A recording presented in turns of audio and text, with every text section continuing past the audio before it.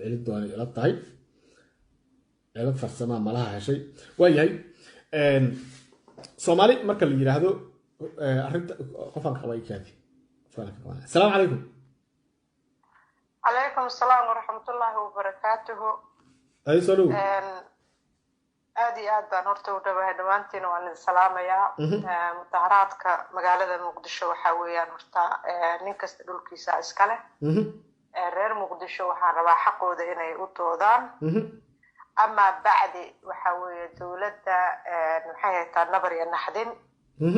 bulshada Soomaaliyeed dadkii dambiga ka galay number 1 waa adiga diinta islaamkana dambiga ka galay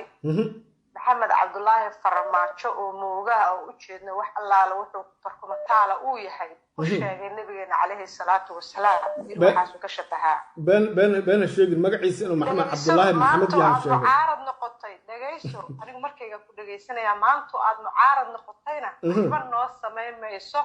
inaad meel soo fariisato waxa adiga ku dhageysanayaan waa aqsunaas kala weeyaan dambilayaasha kabta la dhacayo la xirahayo dawladani nabar iyo naxdin haday wadanka ka tagta lambar 1 baad tahay hoolan baad joogtaa sharci ka jiro ayadoo dadka la leynayo umada Soomaaliyeed oo shaati dawladeed lagu dilayo ninkii ku faraxsanaa oo u soo taagnaa tahay ma fahmaysaa oo waliba qabyaalad cad ku taageersanaa dad eheladiisa in la laayo oo beel ahaan dadka ugu sokeeyo صح farmaajo timaha uu beertay asagu uu beertay maanta adigu ma ku qarin karaa weeyaan marka dawlad kasta oo timaada oo shaati dawladeed dadka sidaas ugu maagta oo ku dishana iyo kuwa ku aflagaadeeyana waa isku dambi weey waxa ku saaran dawladda nabar iyo naxdin waa fashilmeen intaanan kabaha laga ruuginin magaaladii ay ka talinayeen oo ay fadhiyeen oo saldhiga u ahayd ayay dadkeeda nacay kama taliyaan Puntland kama taliyaan maxay ahayd galmudug kama taliyaan Hirshabelle kama taliyaan Koonfur Galbeed kama taliyaan Jubbaland meesha ay ka taliyaan waa magaalada Muqdisho weeyaan magaalada Muqdisho dadkii iska lahaa meel kastana dad ba hadda waxay la lama laha caasimad weeye magaalada laakiin magaalada Muqdisho waxa iska la niman la yiraahdo hiraab qaasatan abgal Usmaan ba una sabad sheegta ay kuliba martaan Cabdille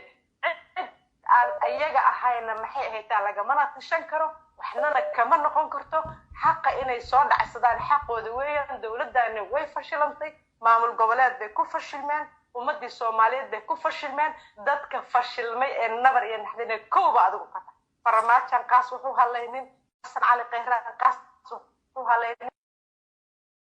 dinka iyo xabada intaba maxay ahayd ku taageeray waa dambile weeye marka ama israel ma aad soo gabagabay aan ku jawaab walaashay soo gabagabay waa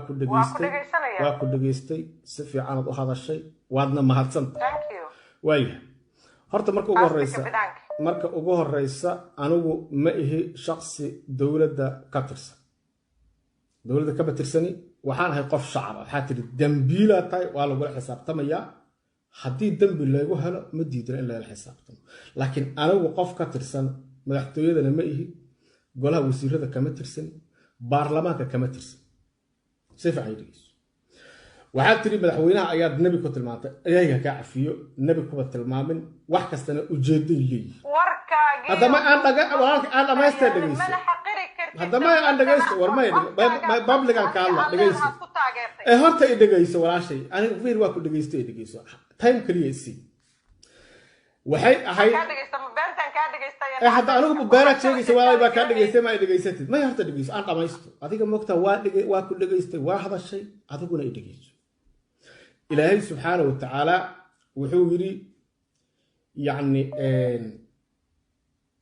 mar uu ka hadlaya dadka markii uu ka hadlayo asmaa'da xulxun markii uu ka hadlayo wuxuu yiri bi'sal ismul fusuq ba'da al-iimaan wa man lam yatub fa ulaa'ika humuz zalimun sifiican idriiso yani waxa la yiraahdaa alqaabta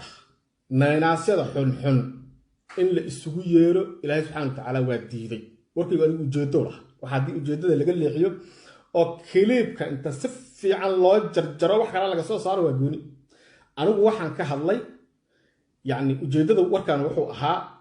madaxweynaha bay dhageyso horta aan dhamaystay dhageyso madaxweynaha markii loogu yeero xaarmaajo maqal dhegeyso hadda walaashay ma dhegeysatay dhegeyso